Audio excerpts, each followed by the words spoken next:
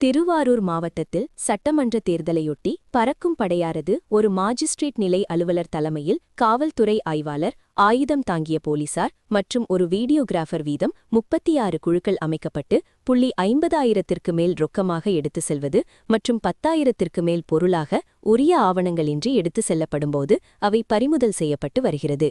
அந்த வகையில் திருவாரூர் சட்டமன்ற தொகுதி உட்பட்ட வடபாதிமங்கலம் பகுதியில் கூட்டுறவு சார்பதிவாளர் கார்த்திகன் என்பவரது தலைமையிலான தரக்கும் படையினர் வாகன சோதனையில் ஈடுபட்டிருந்தனர். அப்போது அந்த வழியாக காரில் சென்ற திருவாரூரை சேர்ந்த சேகர் என்பவரது மகன் கரிகாலன் என்பவர் காரில் உரிய ஆவணங்கள் இல்லாமல் ரூபாய் 1,10,000 எடுத்து சென்றார். அதனை பறிமுதல் செய்து திருவாரூர் தேர்தல் நடத்தும் அலுவலரான கோட்டாட்சியர் சத்யாவிடம் ஒப்படைத்தனர்.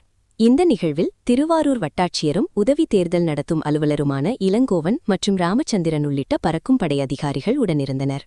செய்திகளை உடனுக்குடன் தெரிந்து கொள்ள லைக் பண்ணுங்க, ஷேர் பண்ணுங்க, சப்ஸ்கிரைப் பண்ணுங்க, மறக்காம கமெண்ட் பண்ணுங்க.